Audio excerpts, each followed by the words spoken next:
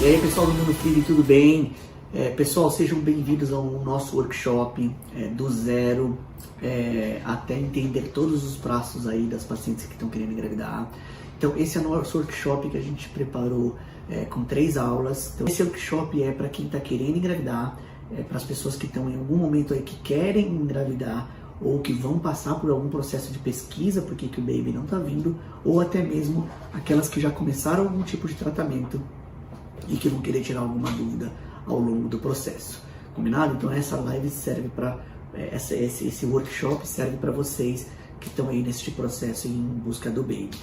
E uma coisa super importante que eu vou pedir para vocês, se vocês conhecerem alguém que estiver neste processo e que está querendo engravidar e que tem alguma dúvida do processo todo, eu acho que esse workshop vai ajudar bastante essas pessoas que estão procurando essas informações. Então, o que a gente preparou de workshop? A gente preparou a primeira aula, que é do zero, né? Você que não tem nenhuma informação, até você ir ao consultório médico. O que leva você à primeira consulta médica e quais são as principais informações. E aí a gente vai trazer uma série de coisas aqui muito interessantes sobre a fertilidade está em suas mãos, quando eu devo procurar ajuda, quando alguma coisa está errada comigo. E eu acho que essa primeira aula vai ser bem interessante para a gente discutir essas coisas. Vocês estão vendo meu computador aqui, eu tenho alguns slides, uma colinha minha. De vez em quando eu vou dar uma olhada para os slides aqui, para vocês, para ir olhando as informações e falando. E aí esses slides a gente também vai colocar aqui quando a gente for editar o workshop no meio do caminho. A primeira coisa que a gente queria destacar nesse workshop é que existem 2 fases distintas da mulher, né, da vida da mulher e do homem. É o que a gente chama de constituição ou planejamento familiar. Então, existe um período da vida, que é a fase 1, que a gente chama, onde o casal, tanto o homem quanto a mulher, eles evitam filhos a qualquer custo, tá? Então, o que é? A gente sabe que uma gravidez indesejada antes do tempo pode ser muito catastrófica em algumas situações. Então, a gente passa uma fase grande da nossa vida fazendo contracepção, ou seja, evitando a gravidez. Por quê? Porque a gente faz isso? Porque a gente não quer filho naquele momento, porque a gente tem uma carreira pela frente e que a gente sabe que se a gente não se proteger, o baby vem.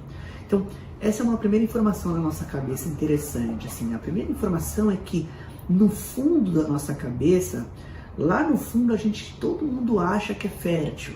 Então isso é uma coisa interessante. Como engravidar é um evento biológico, todo mundo acha que é fértil, e aí porque a gente passou um tempo enorme da nossa vida evitando, a gente tem este medo. Então está implícito na nossa cabeça que a gente só vai parar a pílula, a gente só vai parar de evitar realmente quando a gente quer filho. E isso mudou muito, essa primeira fase do planejamento familiar, com o advento da pílula. Isso foi em 1960.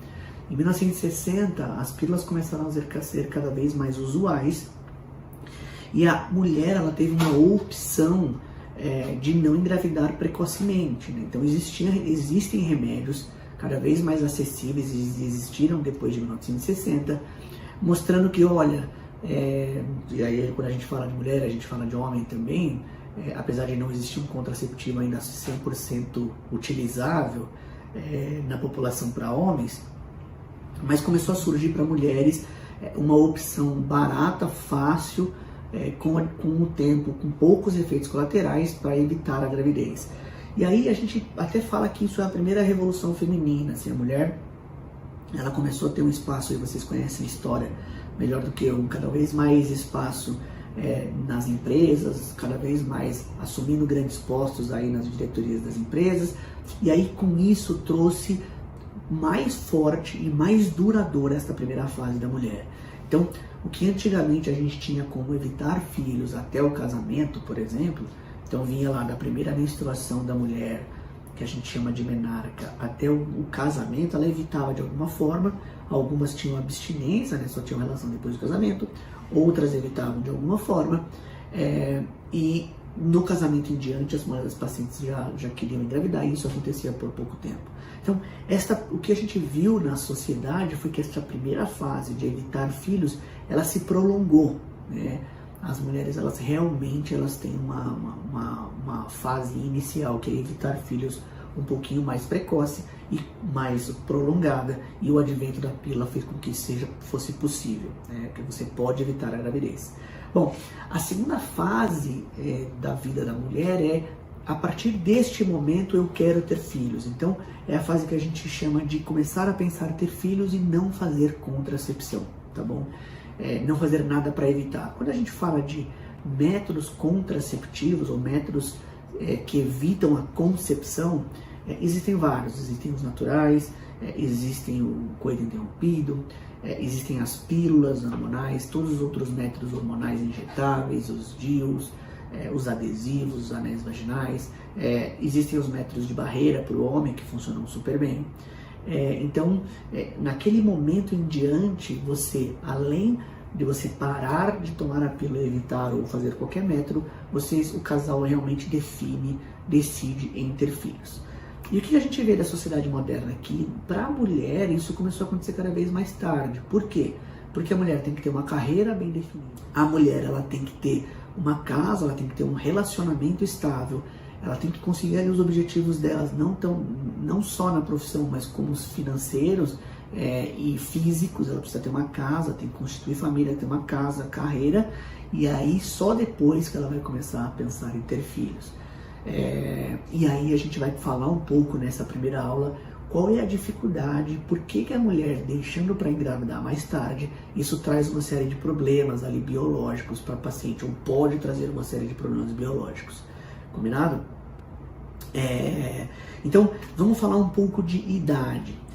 Um ponto super interessante aqui é que, lembra que a gente falou que existem duas fases distintas, evitar a qualquer custo, e aí a fase 2 é querer a qualquer custo. É interessante isso, porque as mulheres e os casais de hoje em dia, elas não passam um período ali durante um relacionamento dizendo: olha, eu vou parar a pílula, e se vier, veio, se não vier, não veio, tá tudo certo.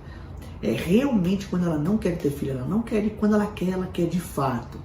E o que a gente observa na prática clínica é que passa 1 mês, 2 meses, o baby não vem nesses primeiros 2, 3 meses, a ansiedade começou a aumentar, né? Então, casais que tentam engravidar um pouquinho mais para frente, vem embutido ali em todo o processo a ansiedade da gravidez acontecer de forma rápida.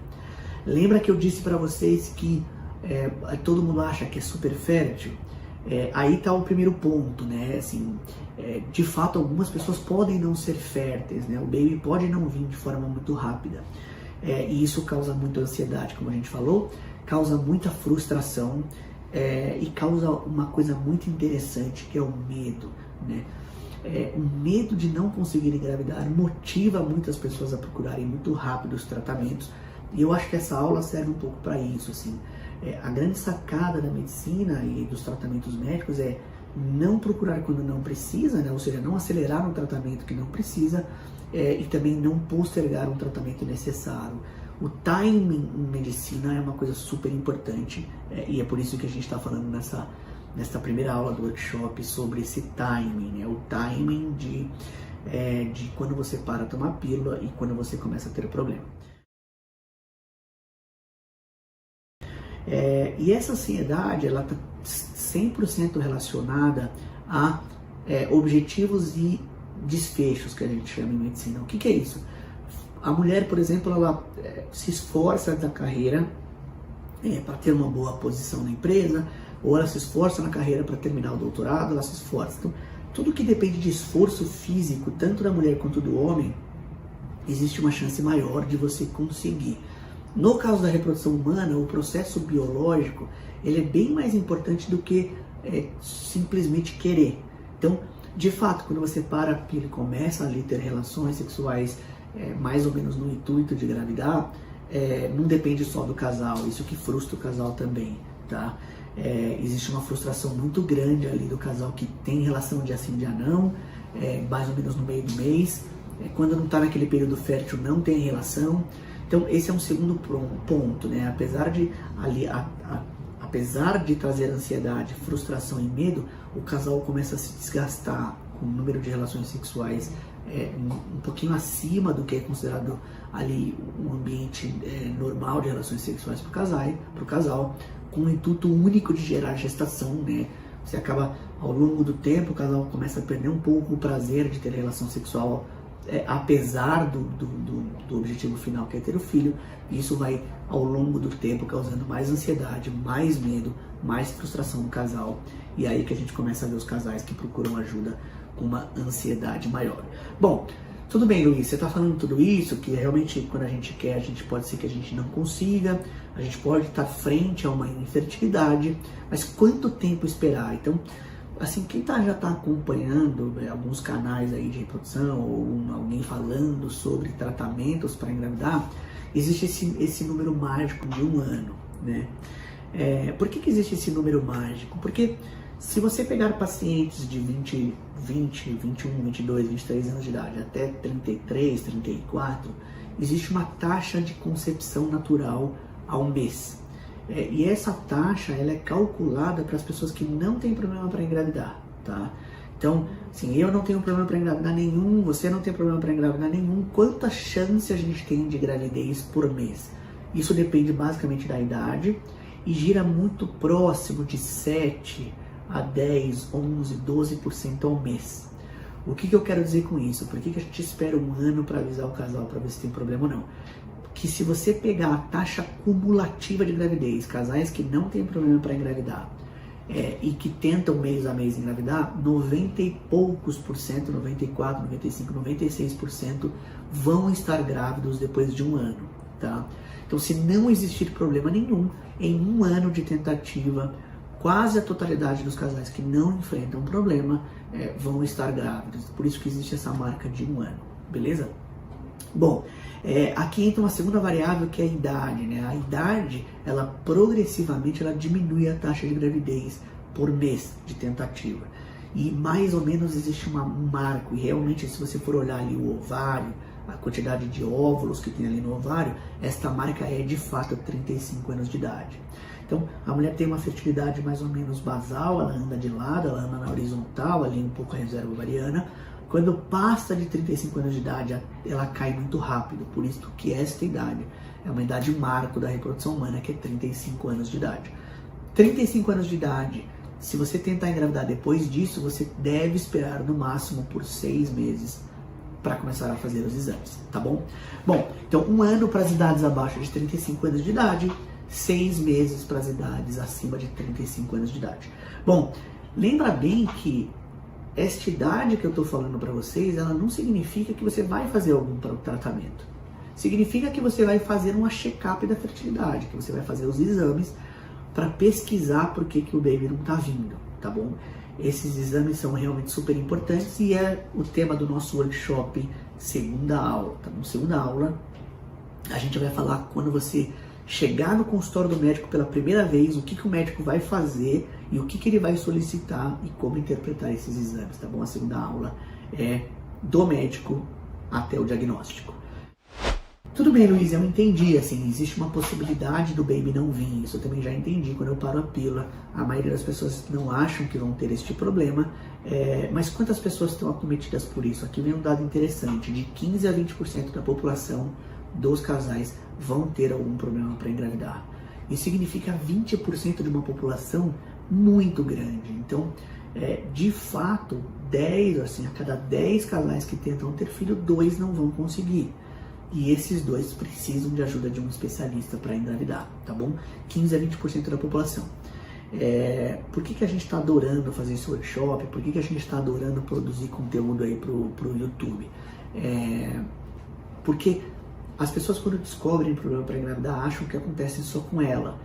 E isso não é verdade, né? Você vê que 15 a 20% da população vai enfrentar algum problema para engravidar, vai ter algum problema para gerar uma gestação dentro de todos os espectros aí de infertilidade. É importante aí para vocês, existem 2 tipos de dificuldade para engravidar, basicamente 2 grandes grupos. A primeira é chamada de infertilidade primária. Então, é a dificuldade de engravidar de forma primária. O que é isso?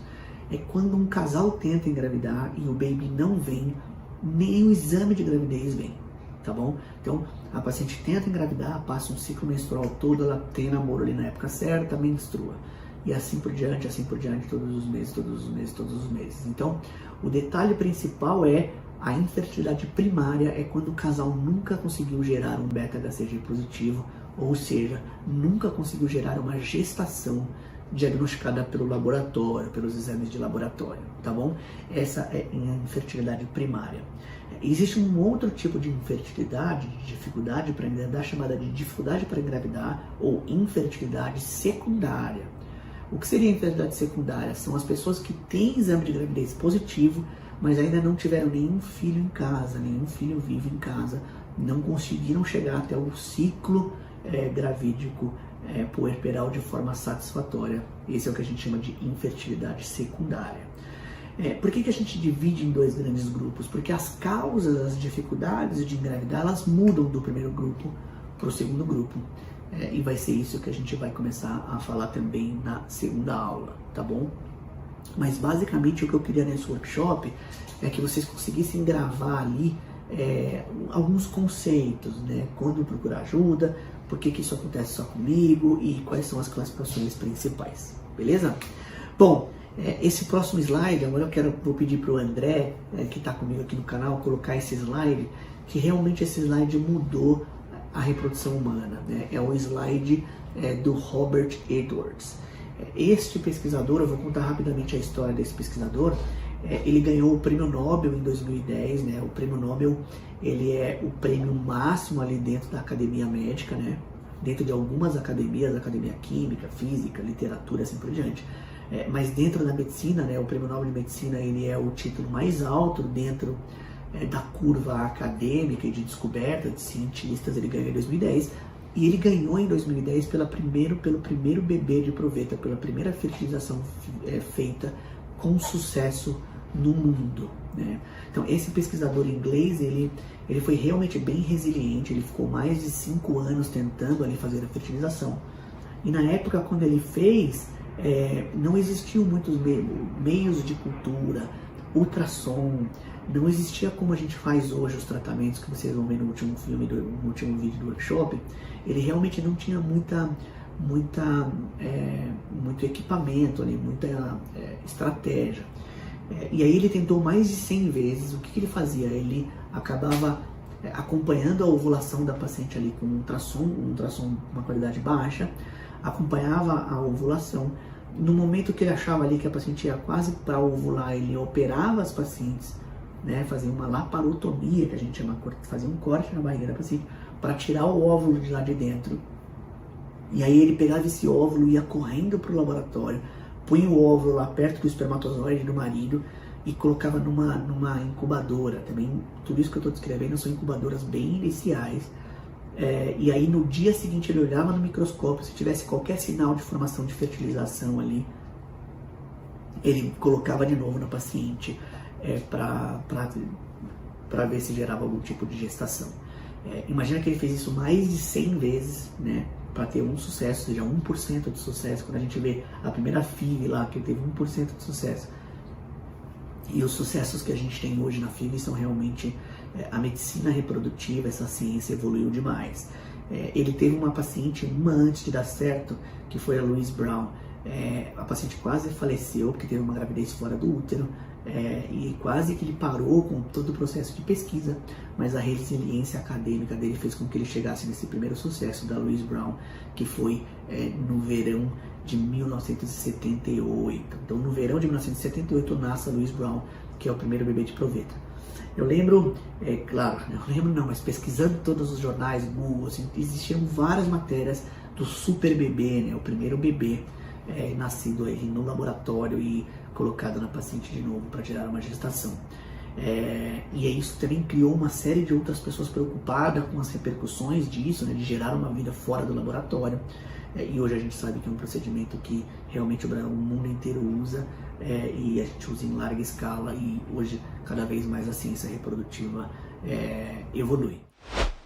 Bom, e aí depois disso que eu falei para vocês, existe uma prevalência no mundo do número de tratamentos que são feitos e do número de pessoas que precisam de tratamento para engravidar. Então imagina que no mundo foram feitos, a gente não tem exatamente o número ao certo do número de fertilizações, mas a gente tem 900 milhões de mulheres que são inférteis, né? Esse dado nosso é o dado de 2016, e isso é calculado pela população, tem 900 milhões de mulheres inférteis e a gente tem 2 milhões de pessoas que fazem tratamento. Ou seja, existe um spread, existe uma diferença muito grande entre quem faz tratamento e quem tem problema para engravidar. E essa faixa realmente é a faixa que a gente quer ajudar. É a faixa dessas pessoas que vão buscar o YouTube em algum momento aí para o nosso workshop e aí mais tardiamente o nosso YouTube, para pegar essas informações e ajudar essas pessoas a engravidarem. Esse último pedaço da aula eu queria focar numa coisa muito interessante para as pessoas que estão assistindo esse workshop e que querem engravidar daqui a 5 anos. Essa é uma mensagem também que o nosso canal quer trazer, né? O que eu posso fazer, quais são as coisas que eu posso fazer para deixar de ser infértil? Luiz, existe alguma coisa para profilaxia primária, que a gente chama? Eu posso fazer alguma coisa para evitar tratamentos ou para evitar a infertilidade? E a resposta é sim. E aí aqui eu vou colocar um slide também de uma publicação de uma revista científica americana chamada Fertility Sterility, e que o título era um título muito interessante, que é assim: a fertilidade está em suas mãos. Vamos gravar um vídeo depois no YouTube só sobre esse título, a fertilidade está em suas mãos, que basicamente são 4 ações, 4 coisas que você pode fazer para você evitar a infertilidade, tá bom? E é isso que a gente vai fazer agora. Bom, a primeira coisa delas é evite as doenças que passam pelo sexo. Então, por que a gente fala isso? Porque a principal causa de longe de dificuldade para engravidar são as obstruções tubárias. Então, lembrando que a gente tem um útero, né? De cada lado do útero, o útero parece de vez em quando eu falo em aula isso na faculdade, parece um Mickey Mouse, né? Ali na orelhinha do Mickey Mouse saem 2 trompas, né? Uma para o lado direito, uma para o lado esquerdo, e cada trompa dessa, cada unidade anexial que a gente chama, ela fornece função para um ovário, né? O ovário de um lado e o ovário do outro. Então, basicamente, o órgão reprodutor feminino produziu 2 ovários e 2 trompas, não foi à toa, porque isso realmente é um evento biológico importante para a manutenção da espécie, ou seja, engravidar é um evento biológico importante para a manutenção da espécie. Bom, e a principal causa de longe estatística de problemas para engravidar são as obstruções dessas trompas. Quase 30 e poucos % das pessoas que têm problema para engravidar estão relacionadas à obstrução das trompas. E quem causa obstrução nas trompas é um bichinho chamado clamídia. Chlamydia trachomatis. É um nome meio estranho, um nome meio difícil de falar, mas basicamente é uma infecção que passa durante a relação sexual. Ela é considerada uma DST, uma doença sexualmente transmissível.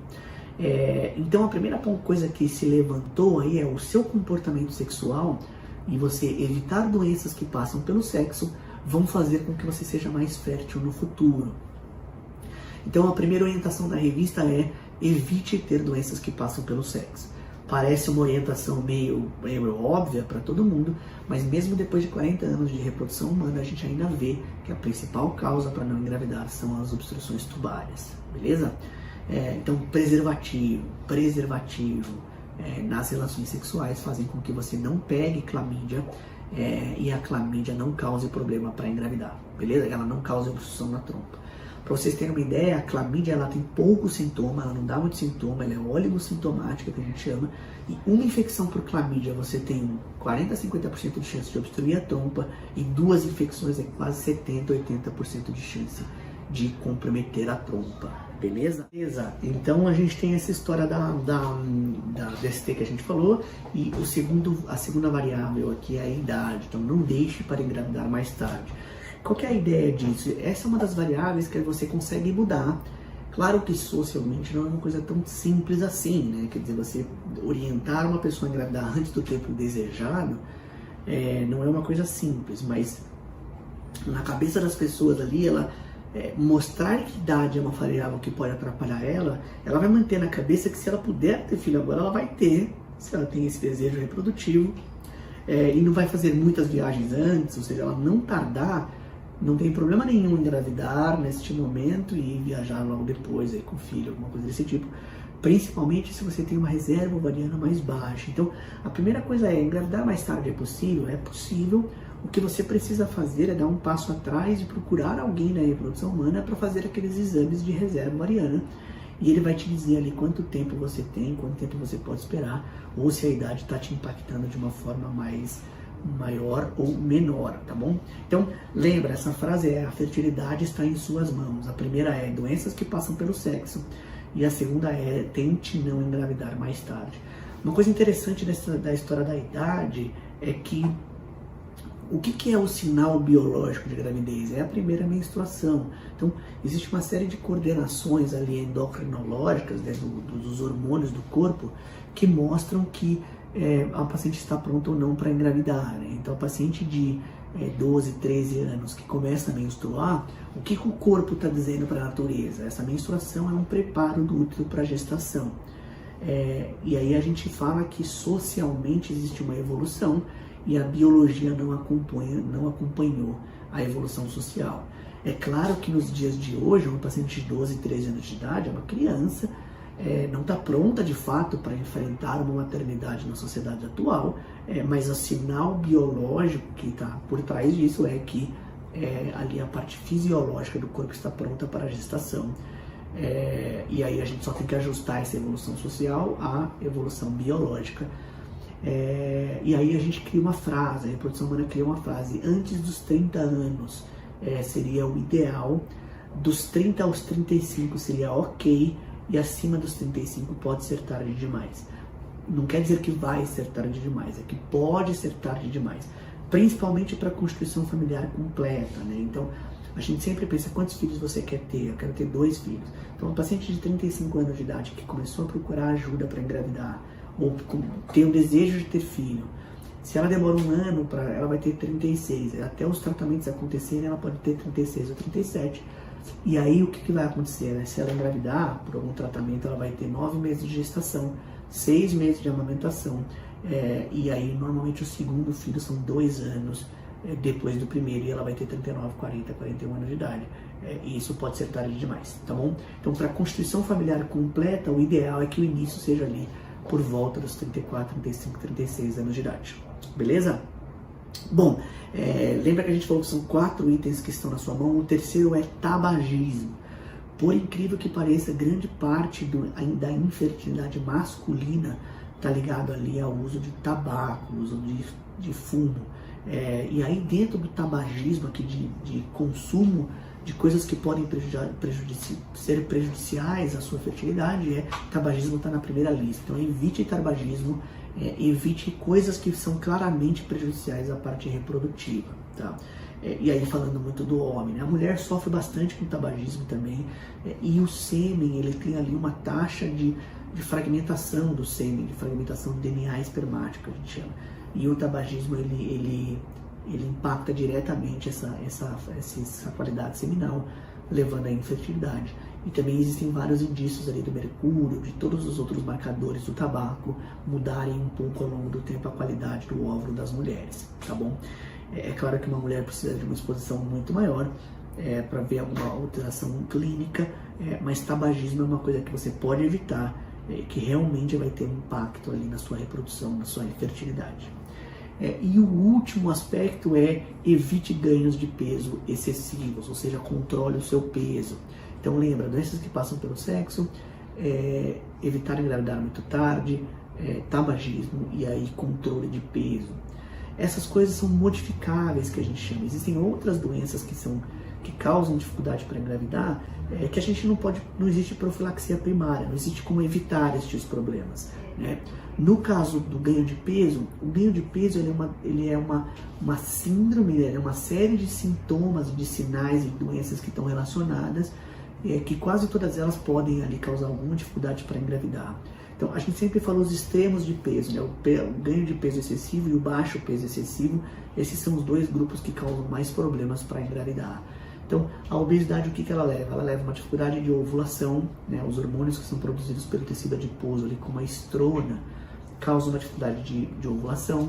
Pode levar a uma resistência periférica à insulina, né? A insulina está um pouquinho aumentada, e isso pode aumentar o ganho de peso, também o ganho de peso, a dificuldade de ovulação. Então a gente chama isso de um ciclo vicioso, pode levar à hipertensão, e todos esses sintomas, todas essas variáveis que o ganho de peso podem trazer junto, eles são diretamente impactam a reprodução humana das pacientes, tá bom? Então não esquecer esses 4 detalhes.